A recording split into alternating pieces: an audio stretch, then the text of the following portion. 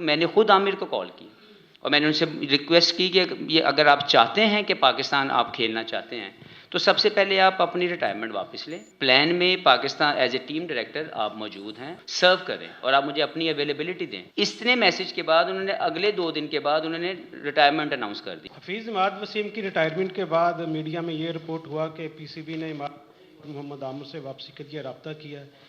PCB की तरफ से ऑफिशियल अभी तक इस बारे में कोई चीज़ सामने नहीं आई, क्या कहेंगे इस बारे में? देखें, मैंने आपको बताया कि एज ए टीम डायरेक्टर जब मुझे ये रोल मिला तो जो सेंट्रल कॉन्ट्रैक्टेड प्लेयर थे वो तो अवेलेबल हैं ही, लेकिन जो नॉन सेंट्रल कॉन्ट्रैक्टेड कुछ प्लेयर थे उनको मैंने खुद कॉल की। उसमें इमाद भी थे क्योंकि उन्होंने साइन नहीं किए थे। ही इज़ बीन ऑफर्ड लेकिन उन्होंने साइन नहीं किए थे।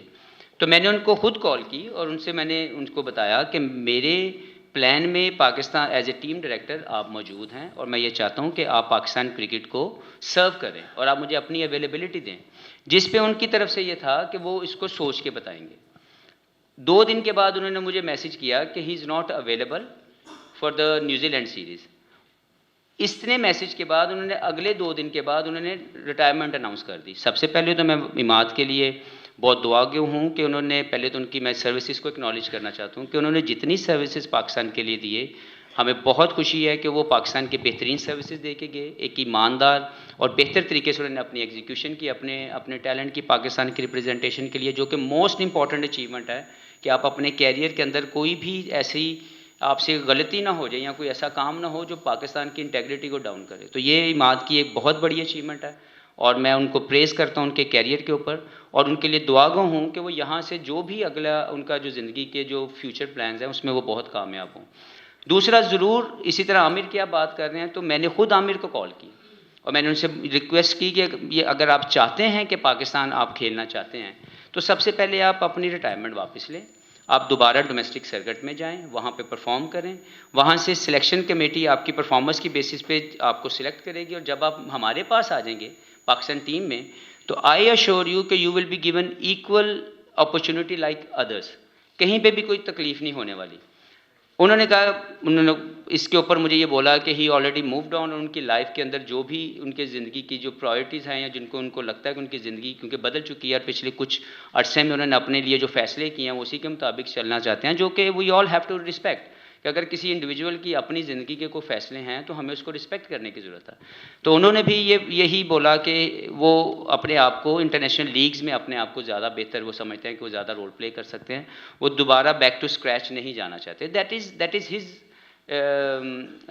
ऑब्वियसली डिसीजन और हमें उसको रिस्पेक्ट करने की ज़रूरत है।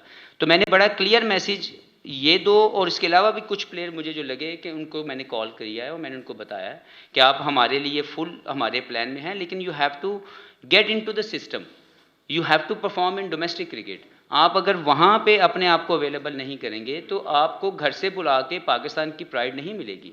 You need to get involve with the Pakistan cricket, you need to compete in the system। वहाँ से आप अपनी परफॉर्मेंसेज दें, सिलेक्टर आपकी परफॉर्मेंसेज को जज करेंगे और उसकी बेसिस पे आपको सिलेक्ट किया जाएगा। तो मेरे as a team director plan के अंदर वेरी क्लियर ये चीज़ है और मैं सबको बताता जाऊँ कि मैं हर एक बंदे को क्लियर कम्युनिकेट करूँगा। अगर उसकी कम्युनिकेशन का जवाब मेरे पास आएगा तो डेफिनेटली मैं उसको उसी के मुताबिक कंसिडर करूँगा। लेकिन अगर किसी की भी इंडिविजुअल जो है वो डिसीजन है तो वो उसका अपना इंडिविजुअल डिसीजन है, हमें सबको उसकी रिस्पेक्ट करनी चाहिए। हफीज़, अभी आपने प्रेस कॉन्फ्रेंस के दौरान बारहा एक सवाल किया कि मॉडर्न क्रिकेट आप खिलाएंगे और उसी के ऊपर रख के मैचेस जो हमारे लड़के खेलेंगे। पहली तो चीज़ ये है कि इससे पहले अभी तक क्रिकेट में जो वो मॉडर्न क्रिकेट क्या नहीं खेली गई और अगर मॉडर्न क्रिकेट है तो वो क्या है। और एक छोटा सा सवाल ये है कि आपकी तीनों फील्ड जो है बॉलिंग, बैटिंग और फील्डिंग, उसमें आप किस हद तक अपनी टीम को फिट महसूस करते हैं? देखिए, मॉडर्न डे क्रिकेट कोई ऐसी गोली नहीं है जो आप खा लें तो आप मॉडर्न डे क्रिकेट आपके जिस्म के अंदर चली जाएगी।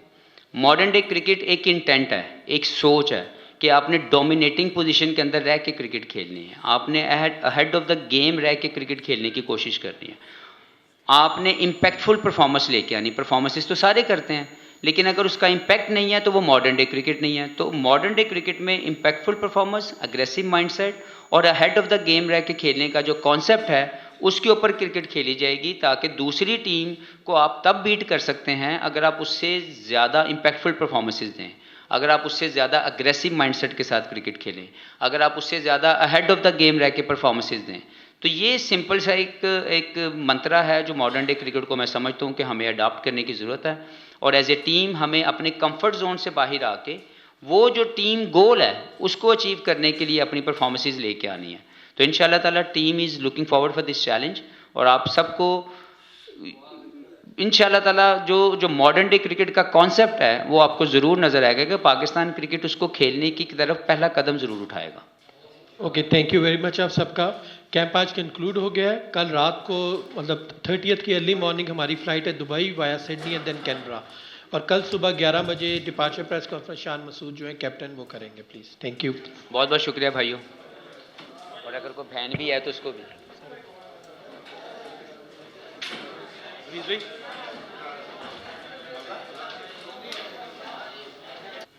हाफिज़।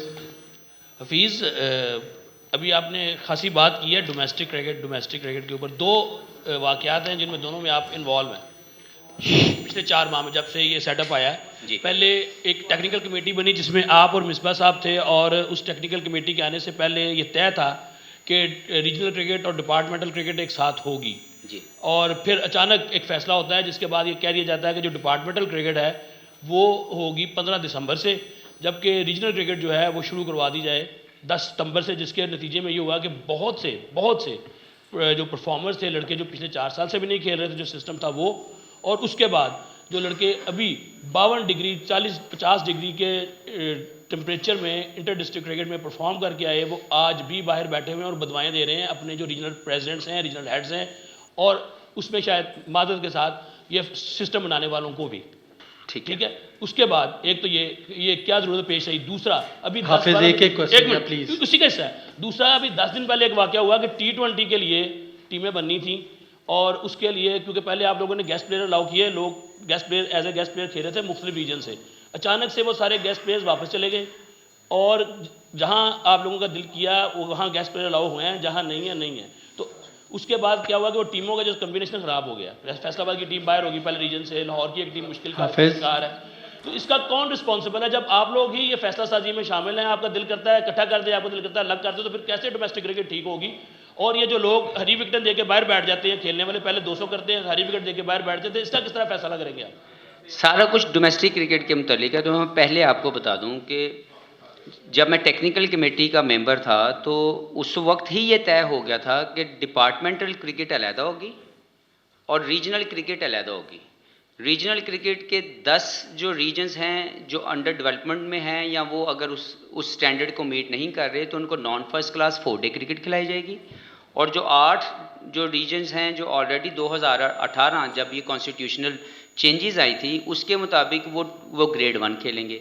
तो ये बदला नहीं, ये पहले ही ये डिसीजन था कि डिपार्टमेंटल क्रिकेट अलहदा होगी और रीजनल क्रिकेट अलहदा हो जाएगी।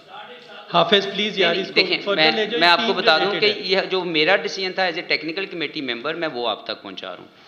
उसके बाद उसी में एक चीज़ बड़ी क्लियरली मेंशन थी कि जो रीजनल जो प्लेयर होगा उसकी जो फर्स्ट प्रायोरिटी है वो रीजनल टीम की तरफ से खेलना है। ऐसा नहीं हो सकता कि वो अपने रिस्पेक्टिव रीजन से ना खेले और कहीं और जा खेले।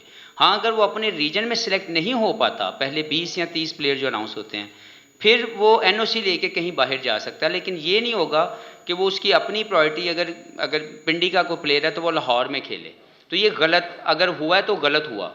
और इसके ऊपर जो है वो एक रिजर्वेशन थी मेरी भी जब मैं टेक्निकल कमेटी में था, कि हमने जब एक चीज़ तय की थी कि जो रीजनल प्लेयर है वो अपनी रीजन की तरफ जब खेलेगा तो ज़्यादा उसका एफिलिएशन होगी और ज़्यादा फैंस के साथ उसकी जो जितने भी उस रीजन के फ़ैन हैं वो चाहेंगे कि हमारा प्लेयर हमारी प्रोडक्ट हमारे रीजन में खेले। तो जब वो कहीं और गया था तो मैं उसके ख़िलाफ़ था, और अभी जब मैं वापस आया तो मैंने आके सबसे पहले जो 2-3 चीज़ें चेंज की।